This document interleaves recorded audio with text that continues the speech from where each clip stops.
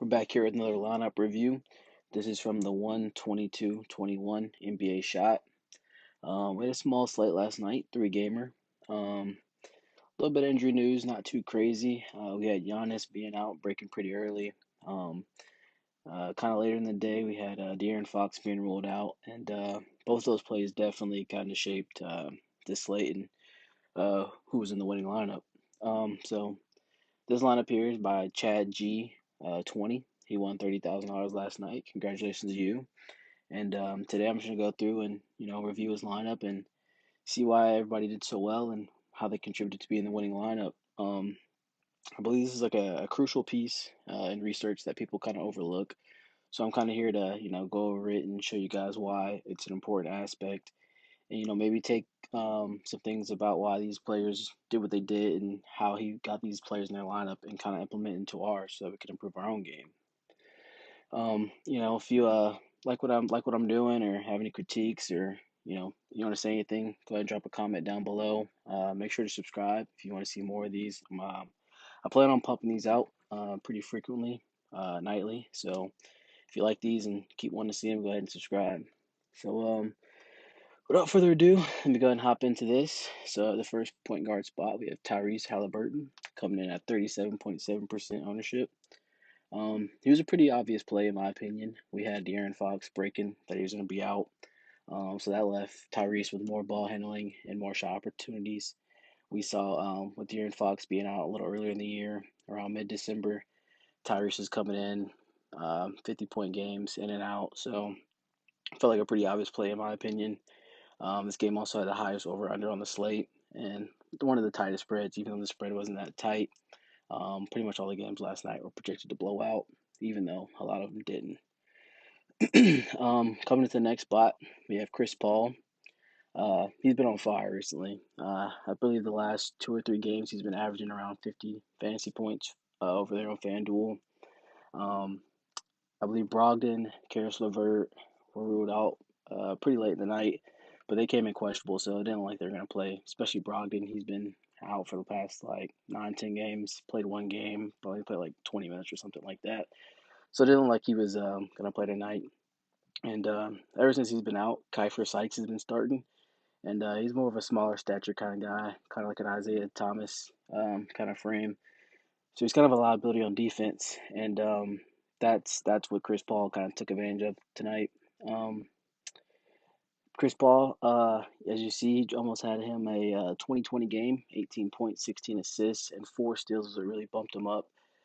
Chris Paul is always a great GPP play because of his defensive abilities. He's always getting steals, and as we know, defensive stats are really crucial here over on FanDuel, with 3 points a defensive stat.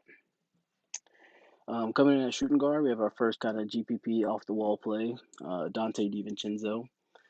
Dante was a starter last year with Milwaukee, but he's coming off an injury, so he hasn't had as much playing time as he usually has. But before the game, we obviously had Giannis being ruled out, and I believe the one that really opened him up was Grayson Allen being ruled out.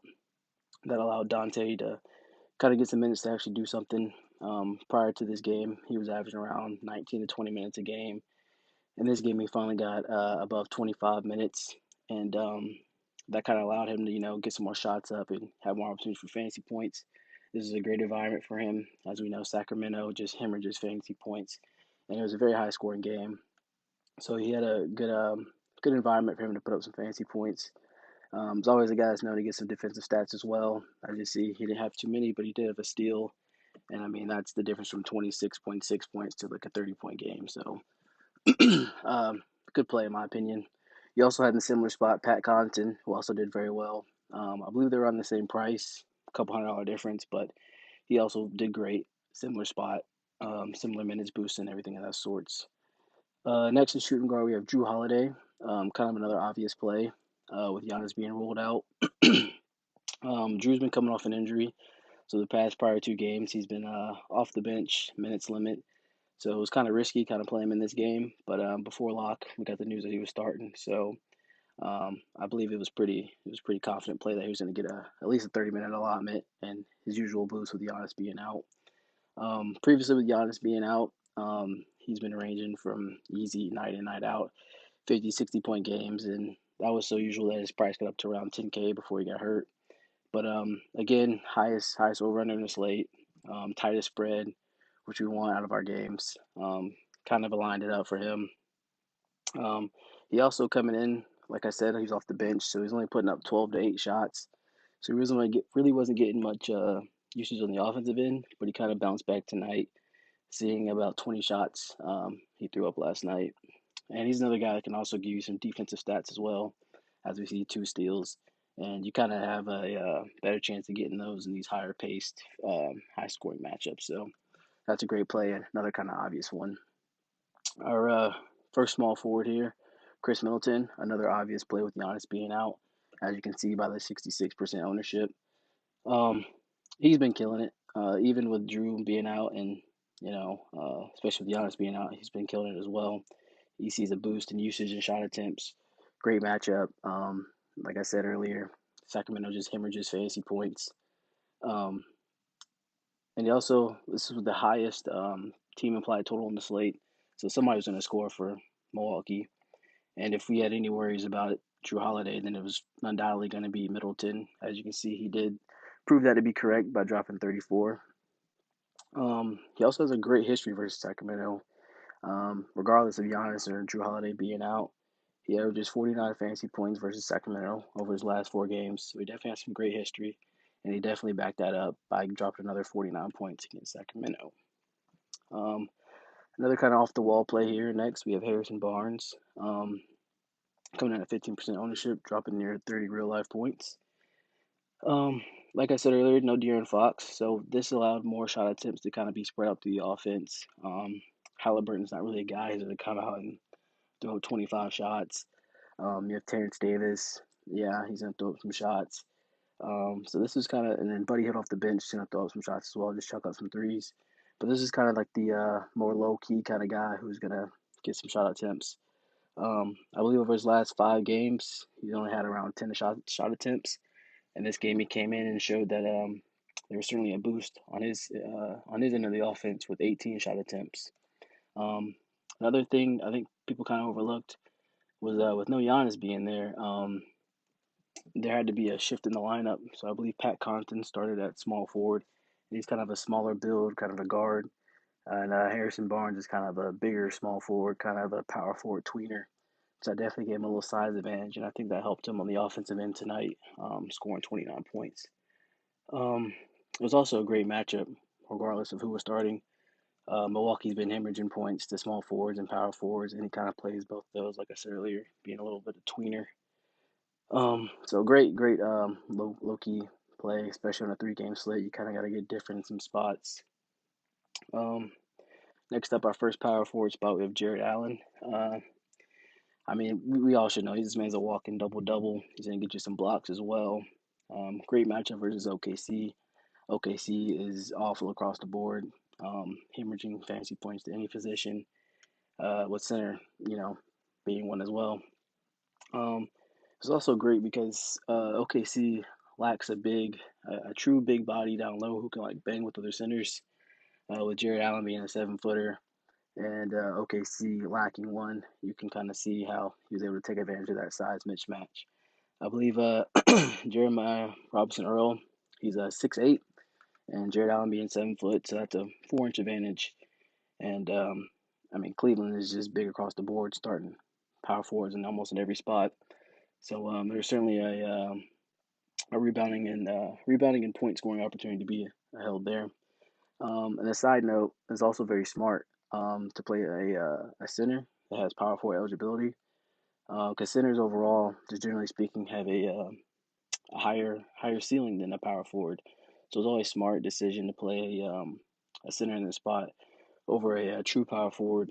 And this is a great example of it because Evan Mobley was also a nice talked about power forward option last night against OKC.